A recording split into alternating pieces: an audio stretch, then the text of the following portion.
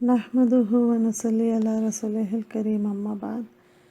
اگلی topic start کرتے ہیں اور وہ ہے دشمن کی نقل اور حرکت پر رسول اللہ صلی اللہ علیہ وسلم کی کڑی نظر۔ حضرت عباس بن عبد المطلب رضی اللہ عنہ قریش کی جنگی تیاری اور نقل و حرکت کی نگرانی کر رہے تھے۔ جب یہ لشکر مکہ سے روانہ ہوا تو عباس رضی اللہ عنہ نے لشکر کی تمام تر تفصیلات پر مشتمل خط بڑی تیزی سے رسول اللہ کی خدمت میں بھیج دیا۔ تو میسنجر نے جو ہے نا انتہائی کم ٹائم میں پہنچا دیا۔ مکہ اور مدینہ کا فاصلہ جو ہے 500 کلومیٹر ہے، لیکن یہ فاصلہ اس میسنجر نے صرف 3 دن میں ہی طے کیا اور رسول اللہ کو خط پہنچا دیا۔ اس وقت آپ جو ہے مسجد قباء میں تشریف فرما تھے۔ رسول اللہ اپنے چچا حضرت عباس رضی اللہ عنہ کے ذریعے قریش کی ایک خبر پر نظر رکھے ہوئے تھے۔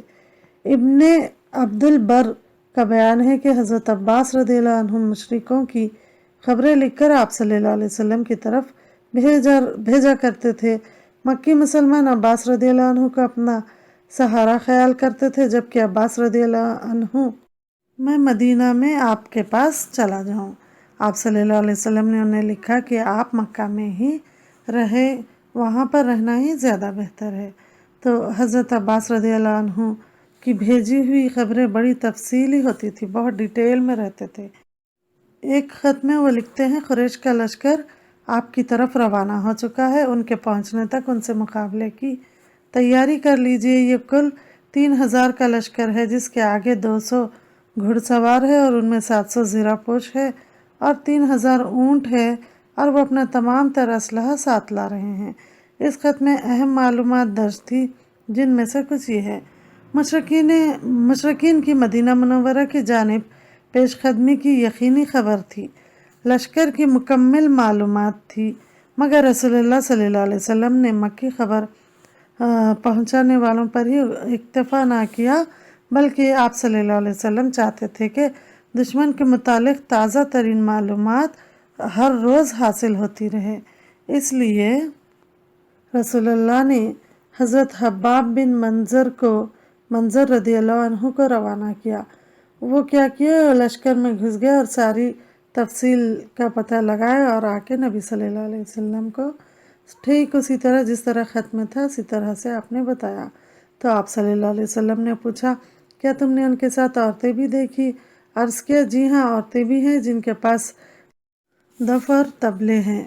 فرمایا، مجھے اطلاعات پہنچی ہے کہ مقتولین بدر کی یاد تازہ کرانے اور جنگ پر ابھارنے کے لیے ان کے ساتھ عورتیں بھی آئی ہے۔ بہرحال تم کسی کے سامنے ان کے متعلق کچھ نہ کہنا، ہمیں اللہ تعالیٰ ہی کافی ہے، وہ بہترین کارساز ہے۔ اللہ میں تیری توفیق ہی سے پھرتا اور دشمن پر حملہ آور ہو کر غالب آتا ہوں۔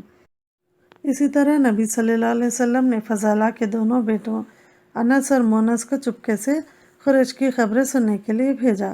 تو وہ لوگ سن کے جو ہے آ کر بتائے کہ انہوں نے اپنے گھوڑے اور اونٹ مدینہ کے ارد گرد کی چارہ گاہوں میں چرنے کے لیے چھوڑ رکھے تھے۔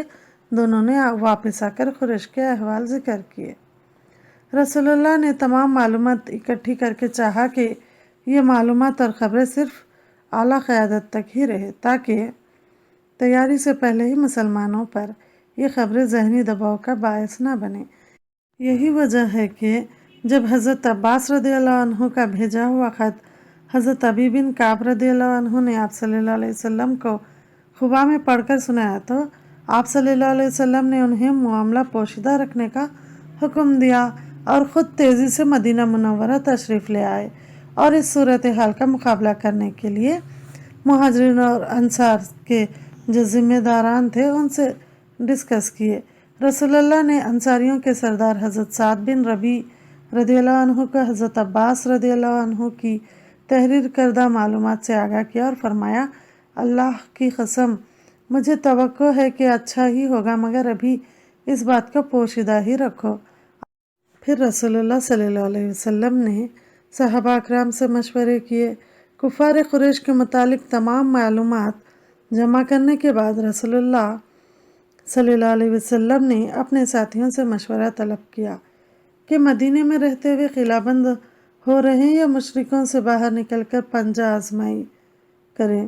آپ صلی اللہ علیہ وسلم کا خیال یہی تھا کہ مدینہ میں رہیں۔ آپ صلی اللہ علیہ وسلم نے فرمایا، مدینہ ہمارے لیے ایک محفوظ ڈھال ہے، اگر تم چاہو تو یہیں رہو، اور انہوں نے جہاں پڑاؤ ڈالا ہے انہیں وہیں رہنے دو۔ اگر وہ وہاں رہیں گے تو انتہائی نامناسب جگہ رہیں گے، اور اگر وہ یہاں تک پہنچ گئے تو ہم مدینہ میں رہتے ہوئے ان سے جنگ کریں گے۔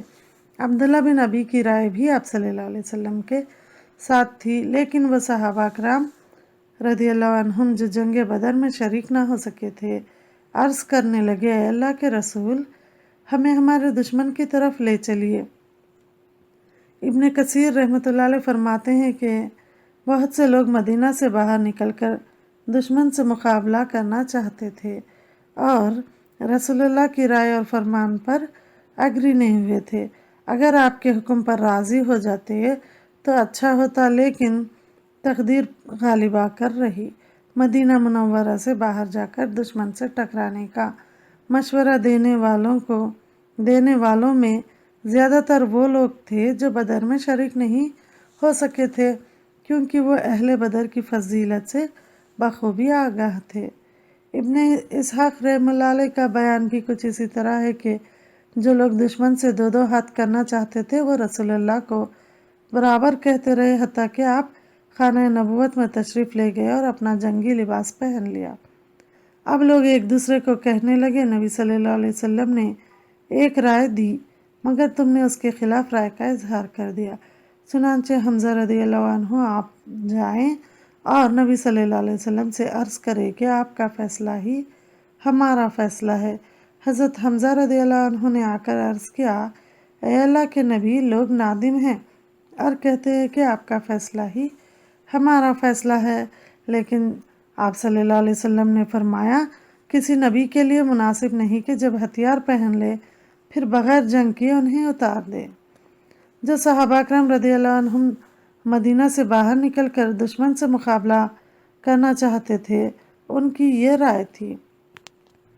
انصار جب بیعت عقبہ ثانیہ کے ٹائم پہ عہد کیے تھے، اب جنگ کے ٹائم پہ اگر ہم پیچھے ہٹ جائیں گے تو عہد توڑنے کے برابر ہوگا۔ پھر یہ بھی سوچے کہ کچھ مہاجرین کا خیال تھا کہ انصار کی نسبت ان کا زیادہ حق بنتا ہے کہ مدینہ منورہ کا دفاع کرے اور قریش کو مدینے میں داخل ہونے نہ دے اور ان کے کھیت کھلیان وغیرہ کو بھی تحفظ فراہم کر دے، یعنی انہیں سیفٹی پرووائڈ کرے۔ غزوہ بدر سے پیچھے رہ جانے والے صحابہ کرام کا بھی دشمن سے مٹ بھیڑ کے لیے بےتاب تھے، اور ان کی آرزو بھی تھی کہ اس طرح انہیں اللہ کی راہ میں شہادت نصیب ہو۔